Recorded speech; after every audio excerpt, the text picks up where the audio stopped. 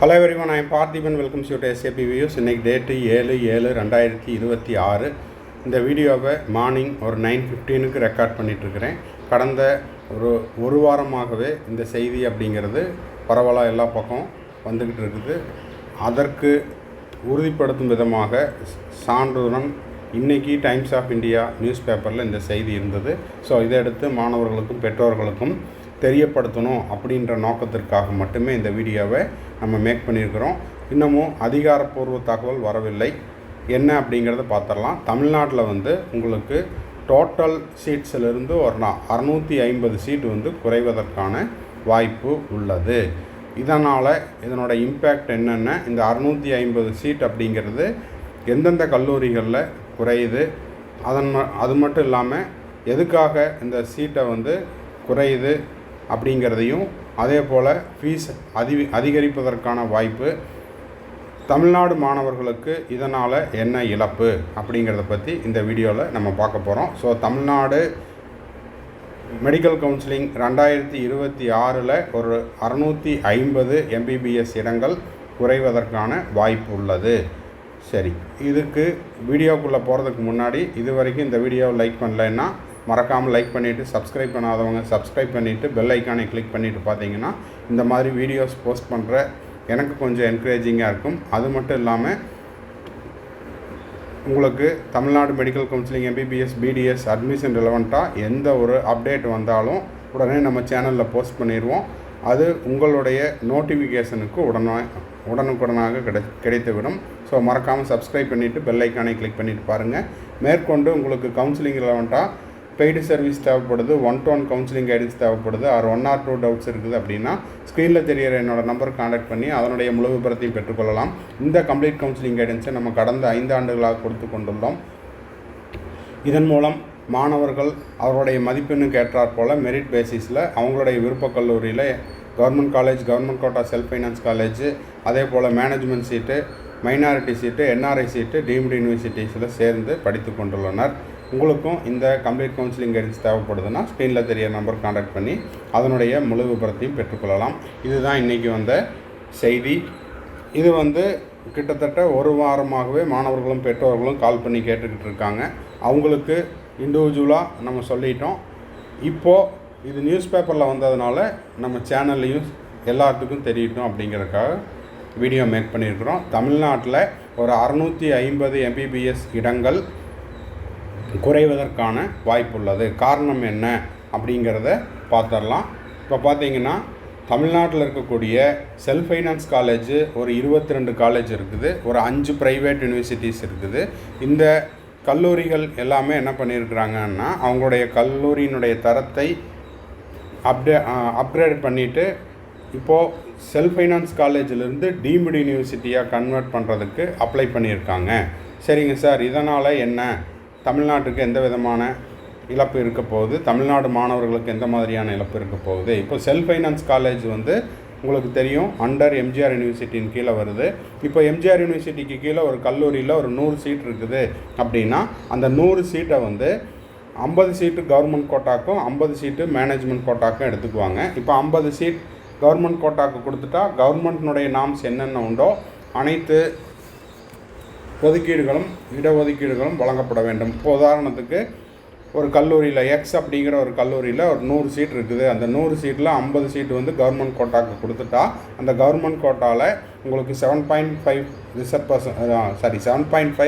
ரிசர்வேஷனில் அரசு பள்ளி மாணவர்களுக்கு இடஒதுக்கீடு கட்டணம் எதுவுமின்றி வழங்கப்பட வேண்டும். அதே போல் பார்த்திங்கன்னா கேட்டகரி ரிசர்வேஷன் ஜென்ரலுக்கு, BCக்கு, MBCக்கு, SC கேட்டகரிக்கு, SCA கேட்டகரிக்கு, ST கேட்டகரிக்கு இவங்களுக்கெல்லாம் கவர்மெண்ட் கோட்டானுடைய ரிசர்வேஷனை ஃபாலோ பண்ணணும். அதன் பிறகு பார்த்திங்கன்னா both government quota and management கோட்டாவில் SC, SCA, SCC, ST பிரிவினர் அவர்களுடைய பெற்றோர்கள் ஆண்டு வருமானம் 2.5 லட்சத்துக்கு கீழே இருக்குது அப்படின்னா அவங்களுடைய டியூஷன் ஃபீஸு கவர்மெண்ட் கோட்டாக்கு 4.5 லட்சம் ரூபாய் அப்படிங்கிறது அரசு கொடுத்து விடுகிறது. அப்போது அந்த மாணவர்கள்கிட்ட டியூஷன் ஃபீஸ் வாங்க முடியாது. அதே போல் மேனேஜ்மெண்ட் கோட்டா 15 லட்சம் அப்படின்னா அந்த கட்டணத்தை அரசே செலுத்தி விடுகிறது. ஸோ இந்த சலுகைகள்லாம் கொடுக்கறனால கல்லூரி தரப்பிலிருந்து அவர்களுக்கான ஃபினான்சியல் லாஸ் அப்படிங்கிறது இருக்குது. அது மட்டும் இல்லாமல் மேக்ஸிமம் உங்களுக்கு வந்து கவர்மெண்ட் கோட்டாவுக்கு 4.5 லட்சம் ரூபா அஃபீஷியல் ஃபீஸும் இதர கட்டணம் அப்படின்னு பார்க்கும்போது ஒரு 5 லட்சம் வரைக்கும் வாங்கலாம். டோட்டலாக கவர்மெண்ட் கோட்டாவுக்கு 10 லட்சம் தான் ஃபீஸு தமிழ்நாட்டில். மேனேஜ்மெண்ட் கோட்டாவுக்கு பார்த்திங்கன்னா 15 லட்சம் அரசு நிர்ணயித்த கட்டணமும் மேற்கொண்டு இதர கட்டணங்கள் அப்படின்னு பார்த்தீங்கன்னா ஒரு 5 லட்சம். அப்போ 20 லட்சம் வரைக்கும் தான் என்ன பண்ண முடியும், உங்களுக்கு செல்ஃப் ஃபைனான்ஸ் காலேஜில் கவர்மெண்ட் கோட்டாவுக்கு 10 லேக்ஸும் மேனேஜ்மெண்ட் கோட்டாவுக்கு 20 லேக்ஸும் வாங்கலாம். அது மட்டும் இல்லாமல் உங்களுக்கு வந்து இந்த இடஒதுக்கீடு ஃபாலோ பண்ணுறதுனால அதுக்கான சலுகைகள் எல்லாம் வழங்க வேண்டியது இருக்குது. ஸோ இதற்காக கல்லூரிகள் என்ன பண்ணுறாங்க அப்படின்னா, நாங்கள் வந்து அப்கிரேட் பண்ணிக்கிறோம், இப்போது செல்ஃப் ஃபைனான்ஸ் காலேஜிலேருந்து டீம்டாக நாங்கள் வந்து மாறிக்கிறோம் அப்படின்ட்டு அவங்க என்ன பண்ணுறாங்க, என்எம்சிக்கு அப்ளை பண்ணுறாங்க. ஸோ இதன் காரணமாக இந்த சலுகைகளெல்லாம் கொடுக்க தேவையில்லை. எம்ஜிஆர் யூனிவர்சிட்டிக்கு கீழே இயங்குவதற்கு பதிலாக டீம்டு யூனிவர்சிட்டியாக மாறிக்கிட்டோம் அப்படின்னா 250 சீட் உதாரணத்துக்கு எடுத்துக்கிறோம், இல்லை ஒரு 200 சீட்டு டீம்டு யூனிவர்சிட்டிக்கு அப்ரூவல் கொடுக்குறாங்கன்னா 200 சீட்டையும் கல்லூரி என்ன பண்ணலாம், அவங்களுடைய ஃபீஸ் என்னவோ அந்த ஃபீஸை வாங்கிக்கலாம். அப்படின்றதுக்காக ஒரு சில கல்லூரிகள் என்ன பண்ணுறாங்கன்னா உங்களுக்கு செல்ஃப் ஃபைனான்ஸ் டு டீம்டு யூனிவர்சிட்டியாக கன்வெர்ட் ஆகிறதுக்கு அப்ளை பண்ணுறாங்க. ஸோ இந்த ஆண்டு உங்களுக்கு செயின்ட் பீட்டர்ஸில் என்ன சொல்லியிருக்கிறாங்க அப்படின்னா, செல்ஃப் ஃபைனான்ஸிலிருந்து டீம்டு யூனிவர்சிட்டியாக மாறுறதுக்கு அப்ளை பண்ணியிருக்கிறாங்க. அதே போல் பார்த்திங்கன்னா தனலட்சுமி சீனிவாசன், அதே போல் ஸ்ரீனிவாசன் மெடிக்கல் காலேஜ், இதில் ஒரு 400 சீட்டு. ஓகேங்களா? அப்போ டோட்டலாக பார்க்கும்போது ஒரு 650 இடங்கள் அண்டர்லைன் பண்ணி காமிச்சிட்றேன்.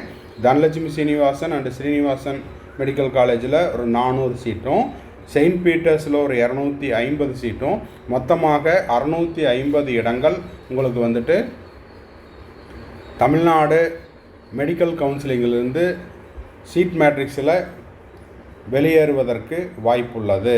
ஓகேங்களா? இப்போ பார்த்தீங்கன்னா மேலே கொடுத்துருக்குறாங்க, இந்த இடத்துல 37 அப்படின்னு போட்டுக்கலாம், 35ன்னு போட்டிருக்காங்க. 36 கவர்மெண்ட் மெடிக்கல் காலேஜ் ப்ளஸ் ஒரு இஎஸ்ஐசி கேகே நகர் சென்னை, இதில் வந்து உங்களுக்கு டோட்டலாக 37 கவர்மெண்ட் காலேஜில் 5150 இடங்களும், அதே போல் செல்ஃப் ஃபைனான்ஸ் காலேஜில் 3022 செல்ஃப் ஃபைனான்ஸ் காலேஜில் 3900 இடங்களும், ப்ரைவேட் யூனிவர்சிட்டி 5 இருக்குது, அதில் 850 சீட்ஸு, டீம்டு யூனிவர்சிட்டி 13, இதில் 3050 சீட்டு, சென்ட்ரல் யூனிவர்சிட்டி உங்களுக்கு இன்னமும் முழுவதும் கட்டி முடிக்கப்படவில்லை. எங்கே அப்படின்னு பார்த்தீங்கன்னா மதுரையில் எய்ம்ஸு, அது இப்போதைக்கு தற்காலிகமாக உங்களுக்கு ராமநாதபுரம் மெடிக்கல் காலேஜோட என்க்ளோஸ் ஆகிருக்குது, அங்கே 50 இடங்கள்.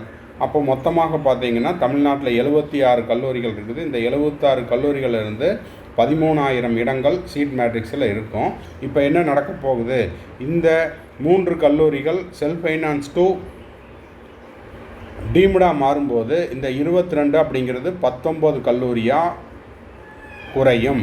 இந்த 13 டீம்டு யூனிவர்சிட்டி அப்படிங்கிறது என்னவா மாறும், 16 டீம்டு யூனிவர்சிட்டியாக மாறலாம். அது மட்டும் இல்லாமல் வேறு சில செல்ஃப் ஃபைனான்ஸ் காலேஜும் டீம்டு யூனிவர்சிட்டியாக மாறுவதற்கு அப்ளை பண்ணி இருக்கிறாங்க. இப்போது இதில் அப்ளை பண்ணியிருக்கிறது மட்டும்தான் கல்லூரி தரப்புலேருந்து அடுத்த கட்ட நடவடிக்கையாக செஞ்சுருக்காங்க. இப்போது அதுக்கான கம்ப்ளீட் ப்ரொசீஜர் என்ன அப்படின்னா, இந்த செல்ஃப் ஃபைனான்ஸ் காலேஜிலேருந்து டீம்டு யூனிவர்சிட்டியாக கன்வெர்ட் ஆகிறதுக்கு தமிழ்நாடு மெடிக்கல் கவுன்சிலிங்கிலிருந்து என்ஓசி வாங்கணும். ஆனால் தமிழ்நாடு மெடிக்கல் கவுன்சிலிங் இதுவரை என்ஓசி வழங்கப்படவில்லை. ஸோ வேணும் அப்படின்னு கல்லூரி தரப்பிலிருந்து வழக்கு தொடுக்கப்பட்டுள்ளது. ஸோ தமிழ்நாடு மெடிக்கல் கவுன்சிலிங் மாணவர் நலன் கருதி இந்த என்ஓசி கொடுக்காம நிறுத்தி வச்சுருக்காங்க. அப்படி ஒருவேளை என்ஓசி கொடுத்துட்டாங்க அப்படின்னா இந்த 3 கல்லூரிகள் என்னவா மாறிடும், செல்ஃப் ஃபைனான்ஸ் டு டீம்டாக மாறிடும். அப்படி டீம்டாக மாறும்போது உங்களுக்கு தமிழ்நாடு மெடிக்கல் கவுன்சிலிங்கில் அந்த 3 கல்லூரிகள் சீட் மேட்ரிக்ஸிலிருந்து வெளியேறிவிடும்.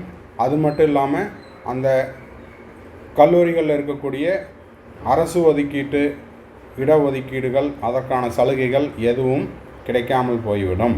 ஓகேங்களா? நான் சொல்கிறது உங்களுக்கு கிளியராக புரியும் அப்படின்னு நினைக்கிறேன். ஸோ இதுதான் வந்து இப்போதைக்கான நியூஸ் அப்டேட். இது மட்டும் இல்லாமல் ரொம்ப நாளாக கிட்டத்தட்ட 2021 ஒரு புதிய மருத்துவக் கல்லூரிகள் ஒரு 11 கல்லூரிகள் துவங்கப்பட்டது.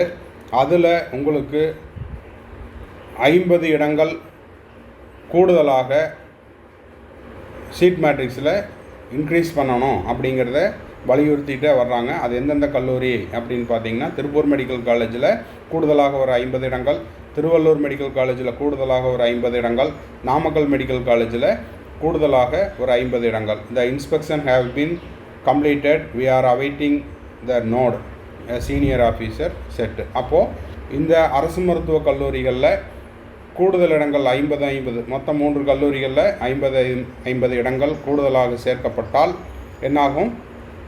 150 இடங்கள் அரசு கல்லூரிகளில் கிடைப்பதற்கும் வாய்ப்பு உள்ளது. ஆனால் இது இந்த 2026க்கு கிடைக்குமா அப்படிங்கிறத நம்ம வெயிட் பண்ணி தான் பார்க்கணும். ஏன்னா சீட் மேட்ரிக்ஸ் ரிலீஸ் பண்ண பிறகு தான் நம்மளுக்கு தெரிய வரும். ஸோ இந்த வீடியோவில் நம்ம டோட்டலாக 2 அப்டேட் பார்த்துருக்குறோம். ஒன்று பார்த்திங்கன்னா, உங்களுக்கு self finance college 3 college deemed யூனிவர்சிட்டியாக மாறுவதற்கு அப்ளை பண்ணியிருக்காங்க. அதற்கு இன்னமும் என்ஓசி அதாவது தமிழ்நாடு மெடிக்கல் கவுன்சிலிங் மூலமாக என்ஓசி வழங்கப்படவில்லை. அது கிடைக்கும் பட்சத்தில் டீம்டாக கன்வெர்ட் ஆகிடும். அப்போ டீம்டாக இருந்ததுன்னா ஃபீஸ் அதிகம்.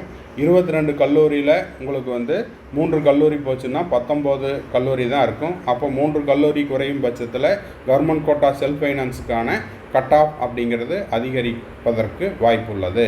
ஓகேங்களா? ஏன்னா 650 சீட் பல்காக குறையுது அப்படின்னா அதில் கட் ஆஃப் குறைவதற்கும் வாய்ப்பு இருக்குது. இதை பதட்டப்படுத்துவதற்கோ அல்லது பயப்படுத்துவதற்கோ அல்ல.